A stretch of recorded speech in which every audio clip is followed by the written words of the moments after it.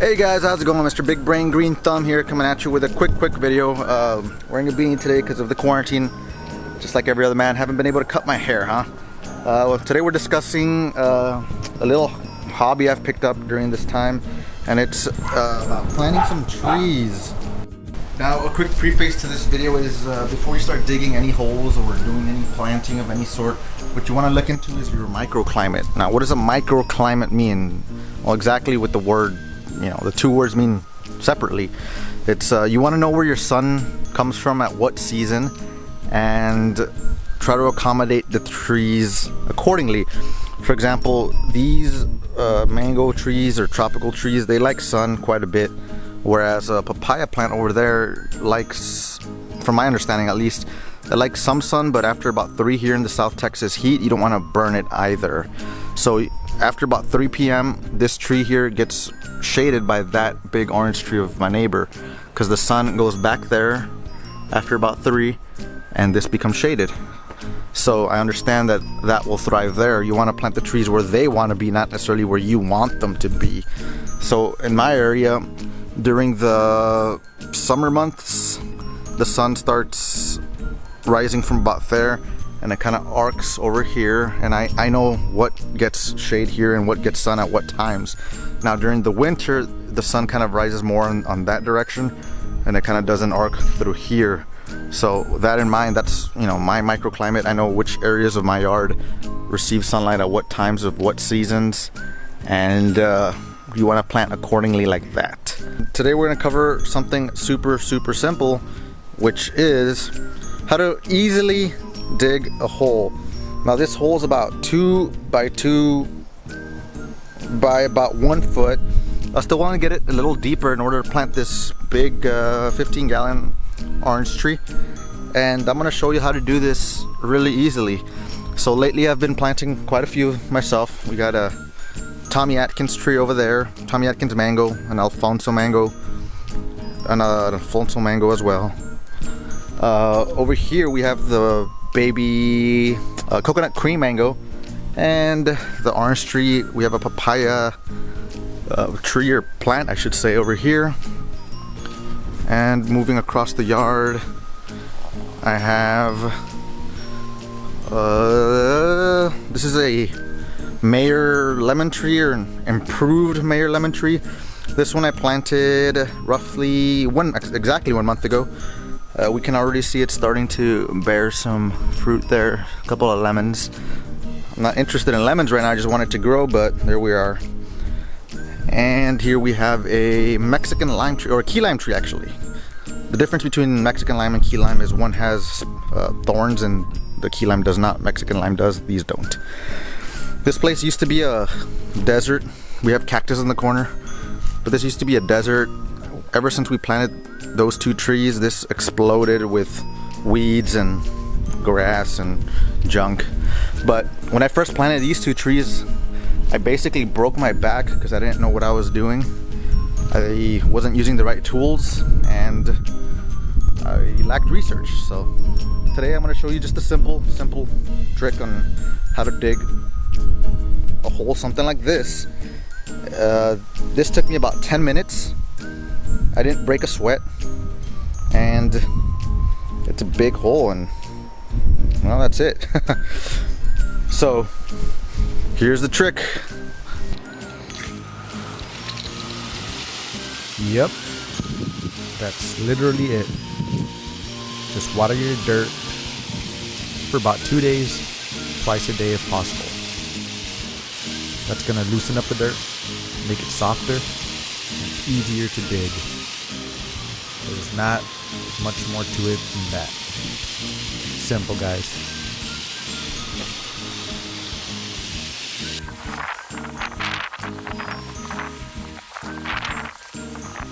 Hey guys, it's day 2 of recording this video, and I just wanted to show you guys how easy it is.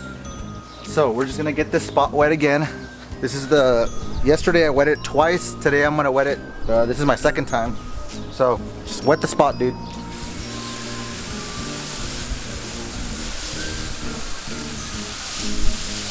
Thankfully the weather's been decent, not too hot. Thanks to the rain though, the weeds have been thriving. So probably tomorrow we got to give this whole lawn a clipping. Turning.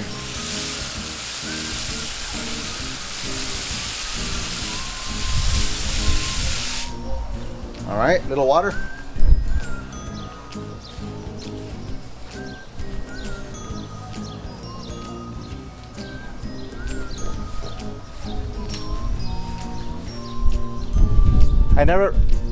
I never recommend that you do this on flip-flops, but I am a professional and I want to show you guys how easy it is after wetting your soil just a little bit.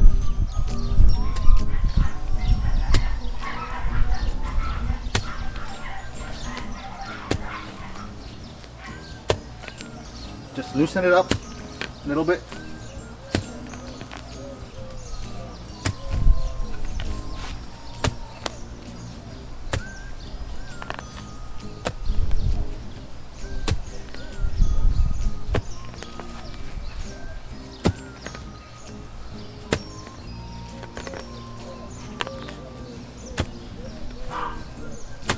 Mainly just to get past those roots of the grass.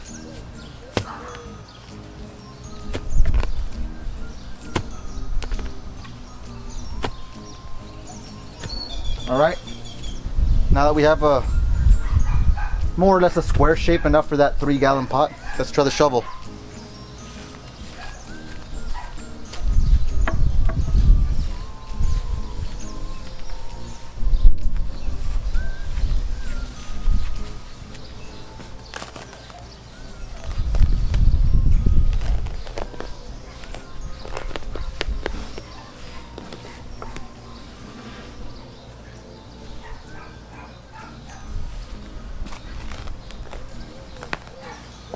Look at that.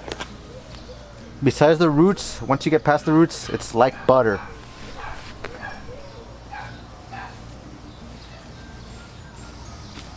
The roots of the grass, that is.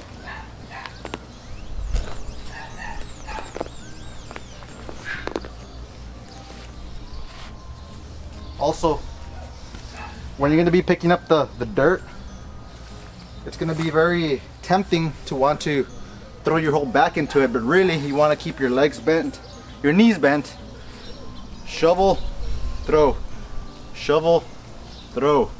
Don't use your back to lift up. You're gonna wake up with a sore back. I learned it the hard way.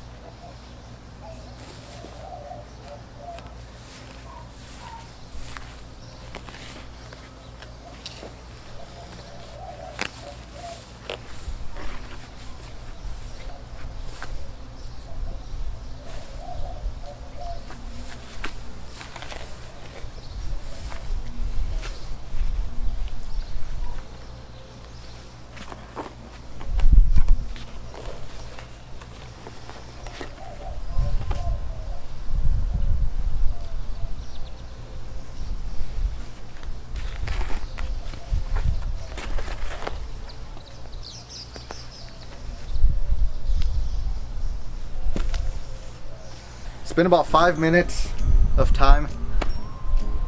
Broke a little bit of a sweat, but I already have a hole big enough for at least a 3 gallon. I'm gonna finish it off with the spade to get the nice square shape and the square floor. But I mean, that took me like 5 minutes, whereas the first time it took me like a day. So after about 5 more minutes of hardly intense shoveling, we have completed a hole that's a square hole that appears to be a good size for this tree. Maybe I'll go 2-3 inches deeper, because I'm going to backfill this with a little bit of mycorrhizae, a little bit of worm castings, a little bit of mulch and soil and sand to promote drainage. Not just the pile of sand I took out, but you can't just use that if you want a fruit tree to flourish, at least here in South Texas. Again, we dug a square hole. Square hole is recommended by some people so that the roots can, if you dig it into a round hole, the roots kind of continue the pattern when they're in a pot, and they kind of entangle in each other. Whereas if it's a square, you give the roots some edges for them to grow outwards. At least that's the theory behind it, but that's what I did today. This may seem like a common sense video. It certainly wasn't common sense to me a month ago or so, but hope you guys learned something today. Thanks for watching.